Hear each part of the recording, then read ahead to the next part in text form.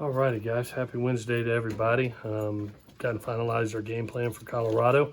Looking forward to getting on the plane tomorrow and going to Denver. We'll spend the night in Denver and then drive over to Boulder the next day. And looking forward for another Pac-12 contest. The kids have had a great week of prep, and we look forward to competing for our first road win. It'll be a heck of a challenge there in Boulder. They always bring a great crowd.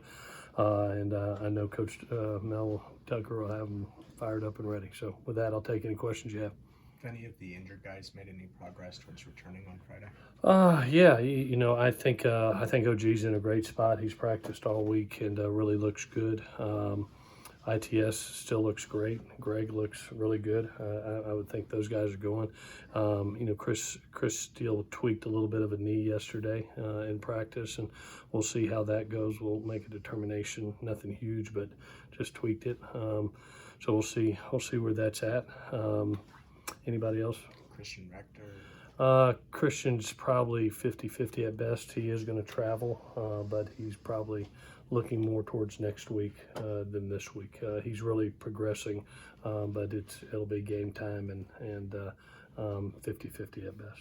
How much was Chris Steele able to do today after tweaking his knee? He didn't practice today. He tweaked it in a one-on-one competition drill yesterday, and just a little bit of a sprain. Was uncomfortable with it today. We'll see how it is tomorrow and then make a determination. What has kept you from being able to win on the road, do you think? And what has to happen?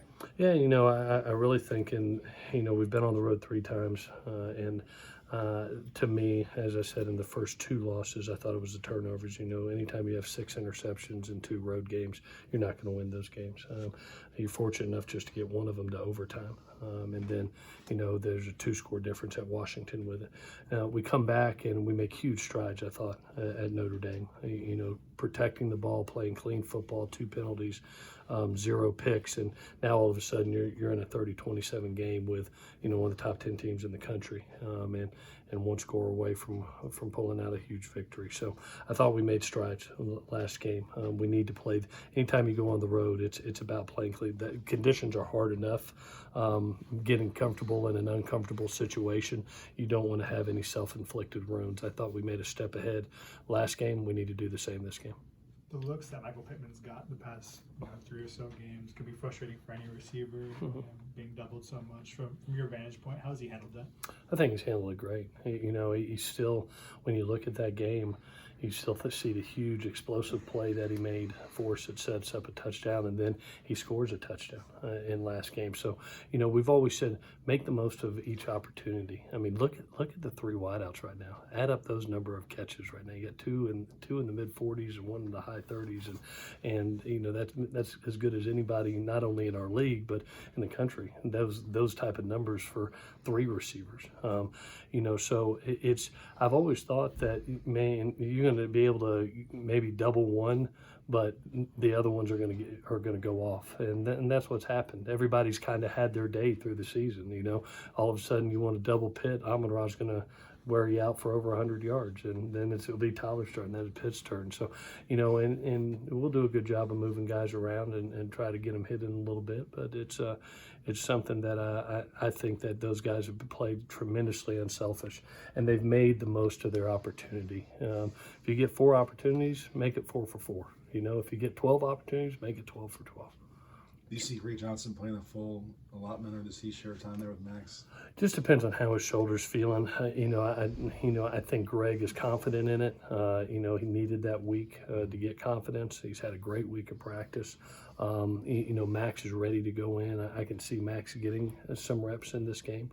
But Greg has had a lot of confidence and had a good week of work. So he'll start, and I expect big things from him. Through all the injuries, you've had to work people at positions they didn't start out the year at, like Chase Williams and Walter Eccles. How have you guys been able to identify who might fit in these new positions? Well, it's one of the things that we plan for worst case scenarios. You hope for the best, but you plan for the worst. And in Chase's case, we practiced him both at nickel and safety, if you remember. We try to train everybody for certain situations. We've trained Kanai at both outside linebacker and inside linebacker, And you never know when you're going to get in that situation where you've got to have a good player move it to another position. Jalen McKenzie is a guy that could play guard or tackle. You may end up with your fourth-string running back. You better train everybody. You better train everybody. So it's been one of those years where I'm very thankful for our coaches. I think they've done a great job of, we talked about in training camp, growing this team from the ground up.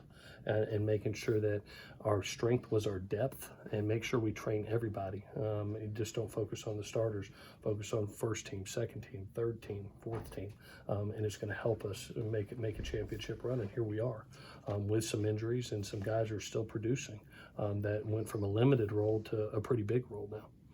You guys were in the track stadium there at the end. Was there anything special going on? Yeah, they were just conditioning our field, turf field. That field turf, sometimes pellets get moved around in certain ways, and so today they were conditioning so we can be ready for the rest of the season. So we moved the defense over.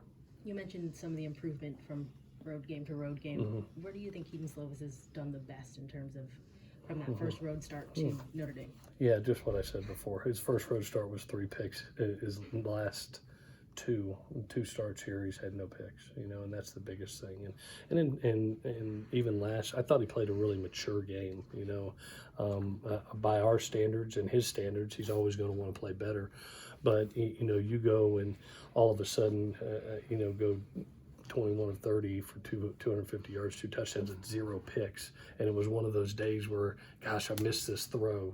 Just some things didn't open up the way I wanted to. I took 2 sacks. At the end of the day, he found a way to win. Put 41 points on the board and not make the critical error. And that's back-to-back games. And so now we've got to take that on the road, and he did it at Notre Dame.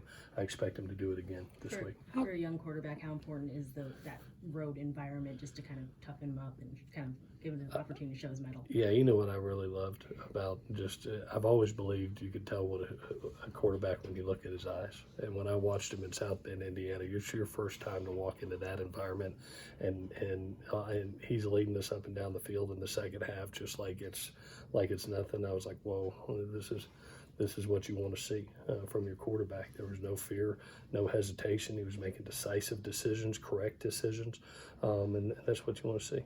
How different is it getting a game plan ready on offense with your 4th and 5th running backs, and you don't have maybe the size and the experience? How different is it to put that together? Yeah, not to give away game plan, but I'm really interested. I really like the game plan that Graham's put together. I think it's going to be a lot of fun. I think the kids have gotten into it also. We've got some wrinkles that we'll see how it goes, but we're also very trusting in what we saw from Keenan getting out there. We put him out there in a critical situation last week, and he goes out and scores 2 touchdowns. To have Double D back in the fold where he's played that position, it's not like it's somebody that hasn't played that. He played in high school. He played here for 2 years, and it has looked good all week at it. It's fired up us up as an offensive staff, and Quincy's kind of that old soul that'll go in there and is great in pass protection, great out of the backfield, and be a great in between the tackles runner. So we've got a complement of backs. Each one's got their own strength and will be in kind of for certain situations. But I like where we're at right now. It's going to be fun to watch on Saturday. You had the major emphasis on penalties in the offseason and the preseason. Why do you feel maybe it's not sustained through the season? I think sometimes you look up and you have 2 penalties at Notre Dame, and then I think we've had a 3 penalty game, a 5 penalty game, a 2 penalty game, and then all of a sudden you get a crew that wants to throw 12 out there. Now last week there were some decision-making penalties that really frustrated me, and so I told the guys, I said, and it was by young people getting their first opportunity. It's Keenan all of a sudden scored a touchdown and run into the back of the end zone. There's somebody doing this, and he's a respectful kid, and he slaps hands, and it's 15 yards. That's an education that he's got to learn. And Kanai, he makes a big play and gets over emotional, and when emotion goes up, intelligence goes down. It's not not deliberate, but I helped him this week. I said, you know, if we make one of those decision penalties that costs our football team, you'll come stand beside me for a series, and I bet you won't do it again. And so we'll help some young people remember the importance of controlling your emotions in celebration. Okay. Okay, thank you.